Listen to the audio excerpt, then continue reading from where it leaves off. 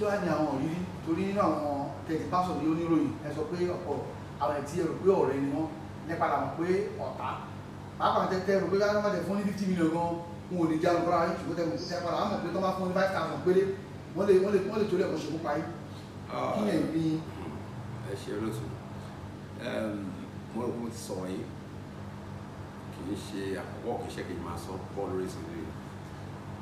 ẹ jẹ́ ká mọ̀ kí ni kan pé kò séèyàn àtàntọ́ra kò séèyàn ẹni tí a bá ṣe láyè ẹ ká di ọlọ́wọ́n bá mú kò séèyàn kọ́ mi kan kò sẹ́bí kò sára kọ́ mi kan ọlọ́mẹ̀kárí wà ọlọ́mẹ̀kárí dààmú tó bá ṣẹlẹ̀ tán ẹni tó pè ní ẹ̀yìn ẹni tó pè lẹ́jẹ̀ gbá èèyàn mi lélẹ̀ ó máa disappointed ẹni tó pè lára ẹ̀ gbá kò ní kò sùn nílé máa jẹ́ ẹ̀kúlẹ̀ àmọ́ ọlọ́run bá nìkan ni kò jáde kulẹ̀ inú ìwé mọ́ Psalm 27 verse 10 ọlọ́run ní call upon me and 27 verse 10 sorry only even when your father and mother forsake you in time of trouble ọlọ́run ní ìwọ̀n àdúrótì ẹ̀ so fún odidi ọdún mẹ́fà dàkútù mi lọ́gbẹ̀rún sí ọ̀pọ̀ sára kù àfọlọ́run bá nìkan ìwòrí so kíní kan wá jẹ́ kí ó fún mi ní ìkìyàgò tí wọ́n ti kavasi ẹ̀rọ ìjùmọ̀ torí kò sí ilé-ẹjọ́ kan wọn kí n má gbé báyìí kí n má kà tí wọ́n ti kavasi ẹ̀rọ ìjùmọ̀ mi àwọn èèyàn lójú mi máa ń kà mí tẹ́wọ́ ọlọ́run ti rí i tán sọ́wọ́n tó ti sọ kí ní ipa ẹ̀ èlò ìgbélé Psalm 27 verse 10 pé even when your father and mother forsake you ẹ̀gbọ́n ìyá àti bàbá ẹ̀ gan kọ́ bá kọ̀ ẹ́ sílẹ̀ ọlọ́run wà pẹ̀lú ẹ̀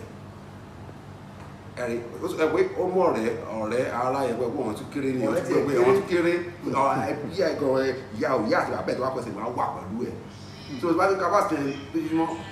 máa wà happy gan mi rí tí ọ̀rọ̀ ara mi fi anything pé ẹgbẹ́ jáde bó ìwé tó fẹ́ ní gan mi tó gbé ronú lẹ́rọ tó gbé ìwé mímọ́ ẹ̀ ó ti gbé mi dúró ó ti gbé mi ṣọ ọ̀gán mo ò rí kankan rò wọ́n tó bá sì ń kàwá ọ̀rọ̀ yóò jẹ́ ti wọ́n lójú mi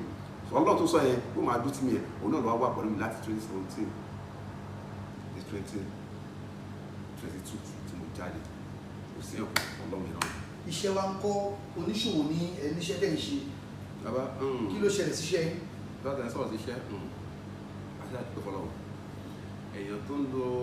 ọdún kan lọ́gbẹ̀wọ̀n gan gbogbo kan rí bàkan káàbọ̀ tó lọ́dún mẹ́fà ṣe pé ẹ̀ka rí pẹ̀fọ́ lọ́wọ́ ṣe pé èèyàn míì ó ń kojú ìṣòro yìí fọ́dún kan péré tó bá jáde tó máa fi wọ ọlọ́run sùn láìpẹ́ lẹ́nu balance mi. tí ò ní jẹ́ èèyàn mọ́. tó lè jí èèyàn mọ́ ara ọkọ̀ tí mo rí tí mo mọ̀ dáadáa tí mo tó ṣẹlẹ̀ sọ́wọ́n tó ṣẹlẹ̀ sí. so ẹ̀ka wé ẹ tó jẹ́ lọ́dún mẹ́fà tó jáde ọdún mẹ́fà ìgbàpọ̀ pé wàá ń sìn èyí tí mo jáde ń sìn gan ó ti tó ọ̀sẹ̀ mẹ́ta ọmọ nǹkan tó ń ti ń gbèsè ní dáadáa ojú tó ti rí sẹ́yìn tó fọ́ ni tó jẹ́ máa fi wọ́n lọ́wọ́ sùn kò ní fọ́ náà ọlọ́run ló níbẹ̀ èmi ṣe o alájẹ tó wọ́n sì ṣe ẹgbẹ́ mi mọ́ lé lóògùn ní iṣẹ́ òkú ní mọ́lé babaláwo òun nígbàgbọ́ lọ́lọ́run